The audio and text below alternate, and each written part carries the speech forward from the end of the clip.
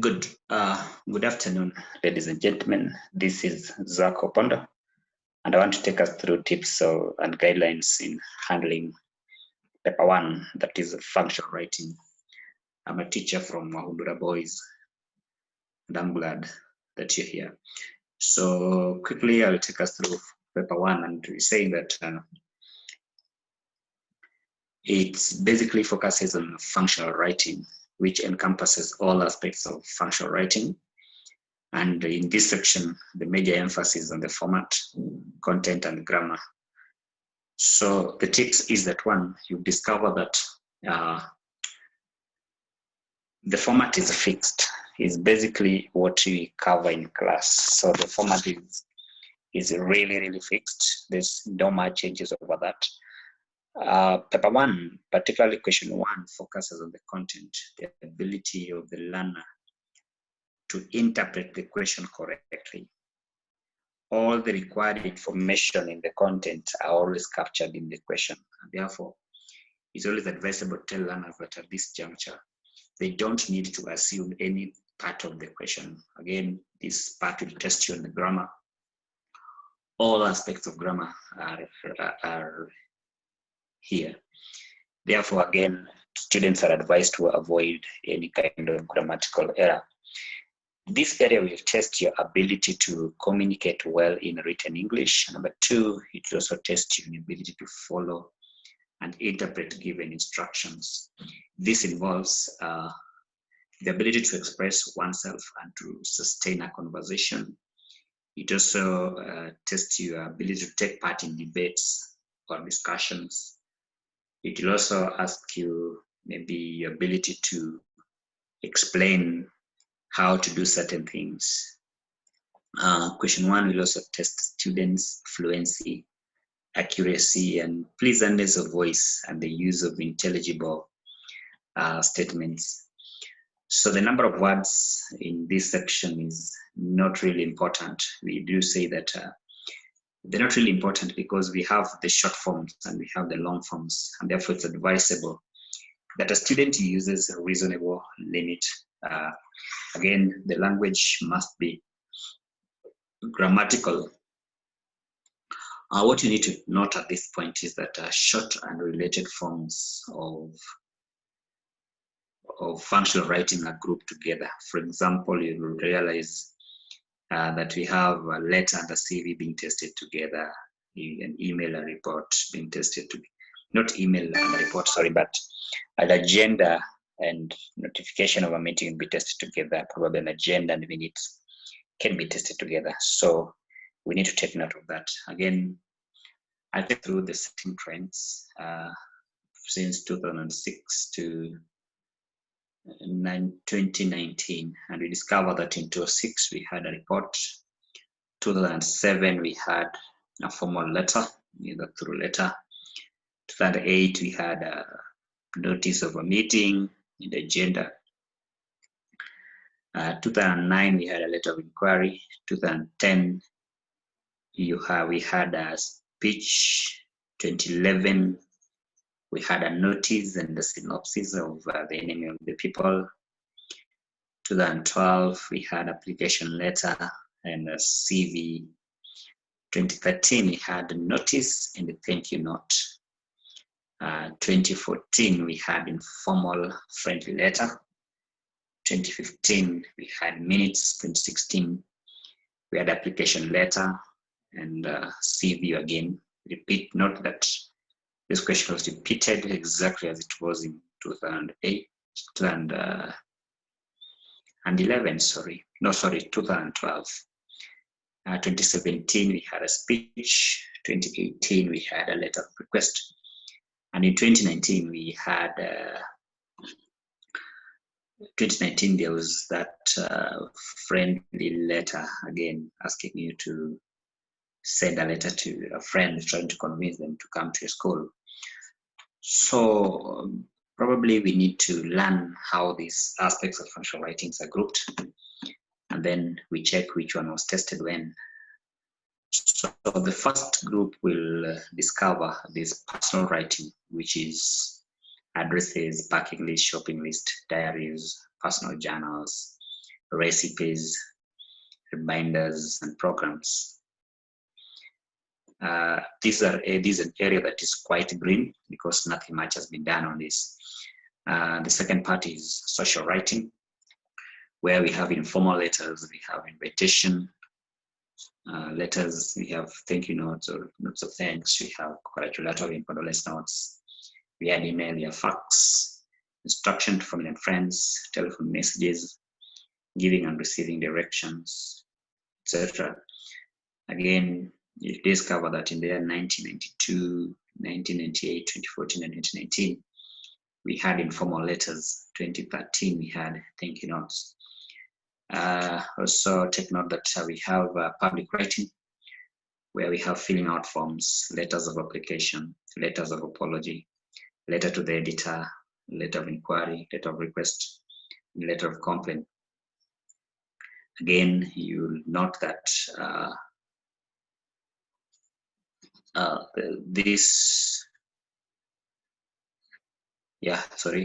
you'll note that 2015 we had letter for the editor, 2019 we had letter of inquiry, 205 and 27 we had a letter of request. Synopsis was tested in 2011. Clubs, newspaper report, survey, confidential report, all those matter of reports, one or the other has been tested in 1991, 94, 2000, and 2006. We had a book review in 2007. Questionnaire and process writing has not been tested. Now, process writing is, if you go to Head Start Book 2, there's something like the process of backcloth making, where your learner is expected to just take the reader through the process of doing something. Process writing can also be a recipe where they are just supposed to take us through the process of cooking or preparing a particular kind of a meal. We have institutional writing, where again here we discover we have notices, public notice, tender notice, notice of meeting. This area that was 2008, 2011, and 2013. Inventories in green, business letters in there 1993. Posters, advertisements, certification of meetings not being tested so far. Agenda and minute writing was 2002 and 2015. Memo 1996 and 2003. Curriculum vitae 2012 and 2016, and speech writing in 1993 and 2010. We also had a speech writing in there 2018. So we will move to maybe some sample questions that have been there since 1981. We have 91, we are told to write a report. 92, it was a friendly letter giving brief directions to the easiest way to reach a goal. It was basically directions and in form of a letter. 93, we had a letter of invitation, and we also had a speech. 94, we had a report, and that report was supposed to make recommendations as how natural environment can be improved in a school. 95, we had a letter to the editor. We were supposed to reply. 1996, we had internal memo. And again, remember there were details there. You're supposed to include the 3 speakers that the committee has identified to and wishes to invite. Number 2, the reasons why each speaker should be selected. And number 3, topics of each speaker that each speaker will cover. And we are also supposed to talk about the dates when you want each speaker to be invited. 1997, it was a diary, a 5-day school trip, and you're supposed to make a 5-day diary. Now, in such kind of an instance, where remember we have the format of a diary, which you need to take note of at this point. A diary, then again, you need to, sorry for that. Yes, you need to take note of the format of the diary. If it's a 5-day diary, it has to capture the 5 days. I remember in a diary, you have to write the date in full. For example, today being Friday, 4th March 2020. It has to be like that. It has to be detailed. Again, a diary must have the date, the time, the venue, and the event that is taking place. So again, when you're writing a diary, don't forget that. We moved to 98. We had a letter of reply, and you're replying the letter expressing gratitude and saying when and where you would meet to exchange the boxes. Again, we need to ask ourselves, this is they were swap of the boxes between anybody in Skyview Secondary School. So you are unhappy because your box contains some of your most precious items. However, just before you write to the owner of the box, you receive a letter from the student who took your box asking you whether you might have taken his or hers by mistake. Again, you need to ask yourself whether it's a friendly letter or a formal letter. So the format of the letter remains. 99, you've invited 5 friends. Again, you decided to cook your favorite meal. You describe in details the different ingredients, the amount required of each ingredient, and the stages in preparing the dish until it is ready for serving. So 99, the question was asking about recipe, but again, there was no kind of direct mention of the word recipe. So a student is supposed to know. We moved to 2000. We had a report. 2001, we had you are supposed to write a dialogue. Imagine you have gone to a shopping center, you meet a friend 4 years ago. You used to be very close in primary. Write a dialogue you hold from the time you meet. Again, this is a dialogue that is also going to test you on your ability to use language in different settings. In other words, this is your friend, therefore the language has to be informal. But remember, the degree of informality, no matter how informal the language is going to be, it has to be in correct English. But we don't expect seriousness of conversation here. For example, the use of sir or the formalities. So it's going to be you're meeting a friend. That is, again, something that you need to take note of. 2002, you're chairperson of a debating club in school. So you have a meeting to discuss the gender apologies. Again, here you're supposed to write down the minutes. Remember, the agenda has been given to us: apologies, confirmation of the minutes of the previous meeting, monetizing the visit of Nyangwa Secondary School. So again, when you're doing minutes, take note of the fact that the minutes have a format. How do you number your minutes? Minute number 01 of 2020. Remember, this is not the first meeting. So again, there has to be confirmation of the minutes of the previous meeting.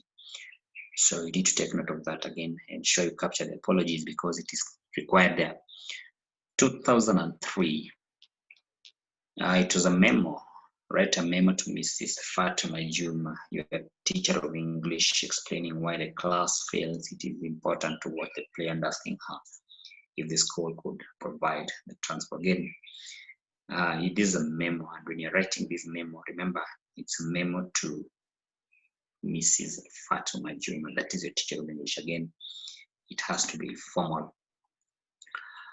2 and 4, again, you asked about directions here. Give detailed and usable directions on how to get you home. Remember to describe the landmarks and any other features that they will come across on their way to your home, include a brief description. So this is your best friend coming to visit. It's going to be an informal letter, but the content of the informal letter will be directions. It has to be detailed, it has to be clear. So the tips of writing kind of directions must be the use of landmarks, the use of physical features, estimation of distances. Again, when you're doing this, be quite clear and apt in your description. 2005, we had a letter to the director. When you then decide you're contracting the Kenya Anti-Corruption Authority, currently it's called Ethics and Anti-Corruption Commission. So that was in 2005. To 6, we are having a report to the patron of Wildlife Conservation Association. So you ensure you know the details of doing a report. To 7, we had a letter. To 7, we had a letter to the publisher. But again, you're the chairperson of the Creative Writing Club. So again, you're supposed to write a letter to the publisher. To 8, we had a notice and agenda. To 9, we had a letter of inquiry. 2010, we had a speech. 2011, we had a notice and a synopsis. Remember, we said at the beginning that the number of words is not really restricted, but has to be clear. So you see that in this year, they even told you that in not more than 200 words, write a synopsis. So again, you take note of that. 2012, we had a CV and a letter. 2013, we had a notice. 2014, we had a thank you note. Sorry, 2013 A and B, notice and a thank you note. 2014, we had a letter to your schoolmates. It was a thank you letter, basically. 2015, you were told to do minutes. 2016, again, it was a CV and a letter. 2017, again, it was a speech. 2018, you should explain. You are supposed to write a letter to the principal asking for formal permission. That is a letter of request.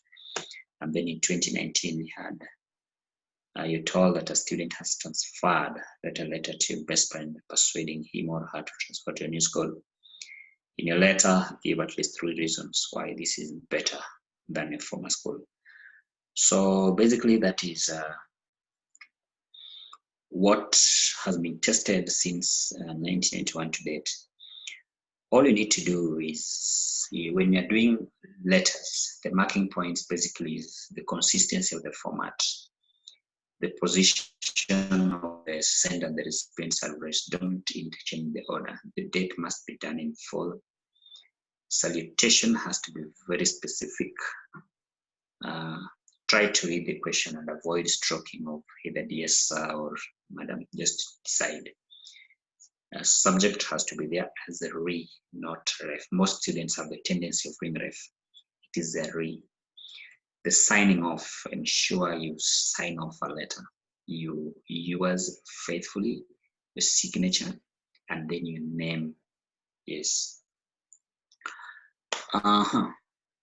Errors to avoid: adding the name to the address, writing a ref or subject instead of re, salutation of dear sir to madam, abbreviating the date, avoid that, signing after a name, and mixed format. Again, try as much to avoid that. So this is basically a memo. I'll take us through the email. Again, the email here, I want you to note the difference between the email and the memo. So again, we are talking about this. It must have the name of the institution. So that's a notice, sorry. That's a notice. It has to have the title of notice, institution, the date, and the content of the notice and all that. This is an answer to one of the questions whereby there's a missing child. So again, you're supposed to write a notice of that. Ensure that every detail of the missing child is captured. Penalties of doing notice is, if it's not notice, maybe you are writing a memo or an official letter, we are supposed to, then you are deducting up to 2 marks for long format. And as examiners point, then and take through email. Again, email has to take that format as you see it over there. It begins with from, the date, to then CC and BCC. Now, CC is carbon copy. Now, BCC is when you are copying this to somebody else. Let's say you're writing a letter to person A, an email to person A, and you're copying it to person B, and you don't want person A to see that you had copied this letter to person B. So in that situation, we use BCC. This is an example of a fax. Yes, this is an example of a fax. Again, it's an area that has not been taught, but we need to take note of it. Yes, we're not even told whether it's out of the syllabus. That's an invitation card. Again, invitation card, that's how it looks like. It must have this, you see this part, cordial invites. You need to take note of that. Okay, sorry. Yeah, that's an invitation card. It must have the organizers, yeah, the person is being invited, the date in full, the venue, and time. Then the guest of honor should be there too. Then RSVP, ensure you include your RSVP. Parking list, this is now areas again we need to take note of. Parking list and shopping businesses areas that can be combined, and confusing formats. They can be confused. A parking list, a shopping list, a point diary, and a personal journal, a memo, and an email. Notification of a meeting and a public notice, investigative report, and confidential report. So I want us again to move from here.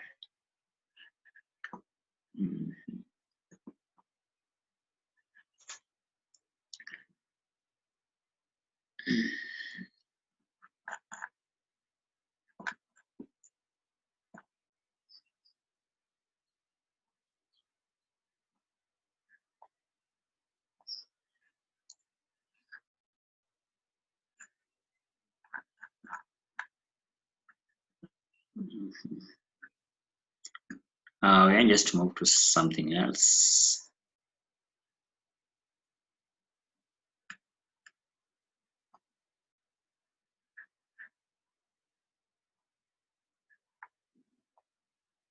Yeah, writing a synopsis.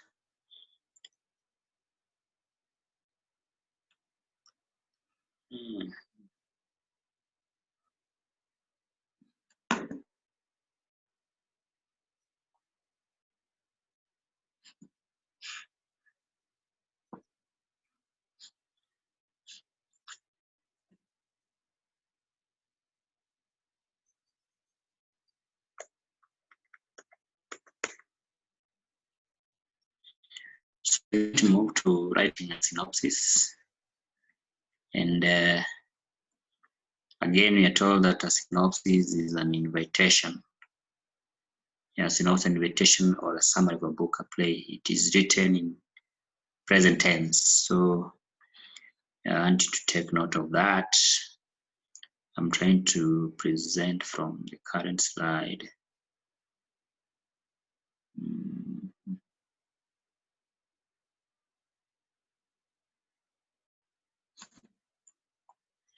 So that you're able to see it. But all in all, we can check it out from here.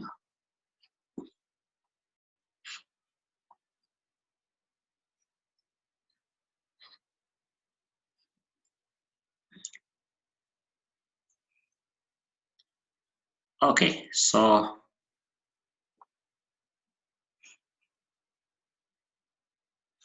something is not working normally.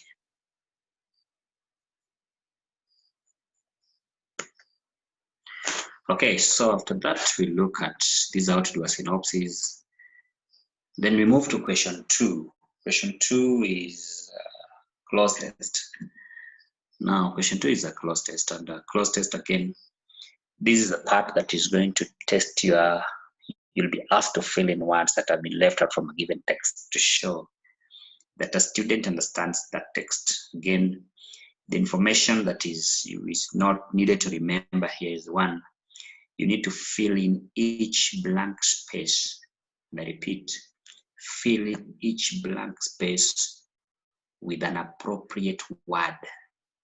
Yes. Each blank space with an appropriate word. Not words, it has to be one word. Hyphenated words are considered as one word. Number two, you need to punctuate your work. Punctuation involves the use of capital letters. You need also to, where various options are probable, you need to choose the most appropriate word.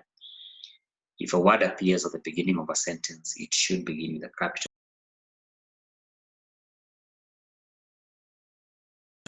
If you discover that the word you intend to use must be accompanied by an article, a preposition, or an adverb, then it is not really, it should be provided. If it's not, then that answer probably is wrong. It's wrong, not probably. What you need to take note of is that it has to be one word. Then the spellings, spell the words correctly. Spell the words correctly. So in order to score in a closed test one, you need a good command in English language. Again, you need to focus majorly on the word order. Closed test focuses on correct prepositions, the collocation, combination of words that always go together, phrasal verbs, modal auxiliaries, vocabularies, wording of idioms and fixed expressions. Yeah, again, closed test requires one, the presence of mind. Be there, be present. Read through the passage carefully and cautiously before filling in the blanks to kindly ensure that it's done. It gives you a feel of the text. It enables you to get how information has been exemplified or contrasted, added. It gives you a clue of the word to use. Then you get the subject matter and meaning of the passage. Closed test again, ensure your answers do not distort subject-verb agreement. For example, their goat always dash our crops. Is it eats or eat? So again, the subject here is goat. So this is singular subject text, singular verbs. Observe noun numbers correctly. That is singular or plural forms. This is a dash with a difference. This is a dash with a difference, a student with a difference, etc. Read carefully each sentence to the end and sometimes paragraphs to the end. Read both forward and backward to get a flow. In other words, read what is coming before it and after it. It gives you an idea. In case of several options, choose the most appropriate explanation that. Determine the short word required and then consider the position of the blank space.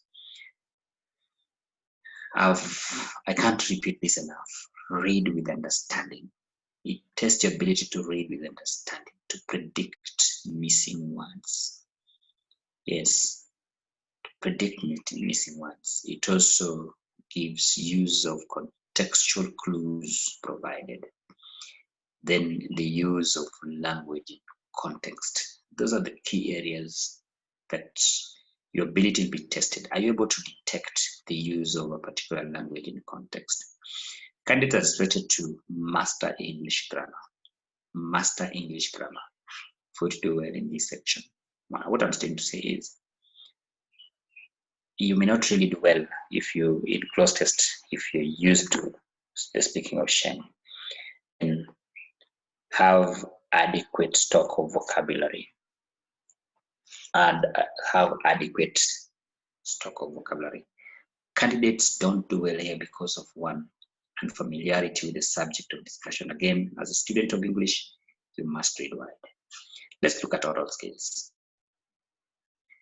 Oral skills is your testing examinable. This is examinable area in question 3. You test your pronunciation, identification of problematic sounds, stress and intonation in words and sentences, rhyme in poetry, rhythm, wordplay and puns, rhythm in poetry, alliteration, basically the sound patterns, the use of sound to reveal attitude. Number 2, it will also test your etiquette, the use of courteous language, telephone etiquette, appropriate choice of register, interrupting and disagreeing politely, turn taking, paying attention, barriers to effective listening skills, Then the nonverbal cues that enhance listening includes importance and respecting personal space, meaningful facial expressions and gestures, appearance and grooming, performance and paralinguistic features, facial expressions, gestures, body movements, posture, voice, tone of variation, eye contact, mimicry, proximity to the audience, etc. Listening and responding and performing, myths, legends, dilemma. These are the short forms. They'll be tested on this, but not as elaborate as it's done in paper 2. They may just ask you something, maybe you're trying to present a myth. What do you need to take note of? Performance of oral poetry, recitation, chant, declamation, songs and epic, etc. Oral literature, fieldwork, preparation, how to collect data. We also have the skills of attention taking through the use of dialogues, interviews, negotiation skills, bargaining between seller and buyer, oral reports, public presentations and speeches, giving and receiving directions, taking messages using a telephone, conversations, recording a telephone message, parliamentary procedures, the rules, introductions, making announcements, participating in discussions, holding conversations. Again, it's going to test about oral poems, the characteristics, the features of oral poems, the direct address, direct translations, how to present a particular line, the use of the verbal and the non-verbal. You have to be very specific here and ensure you go beyond just a bare mention. Words which you stress in a given line. Again, we know that we stress content words. Give the specific meaning of the word used. Don't just insist on content word. No. If it's a content word, tell us, I'm going to stress on the word son to emphasize that I'm talking about my son and nobody else. Styles used in the poem, sound patterns, alliteration, assonance, and consonants, and then the effects that these sounds bring. That is rhythm and creation, rhythm and musicality. Okay, so that is it. We look at this maybe as we finish. This is an area again that summary of what has been there for some time. So I will stop there for today. Thank you so much for listening. My name is Zach, a teacher of English at Wahundura High School.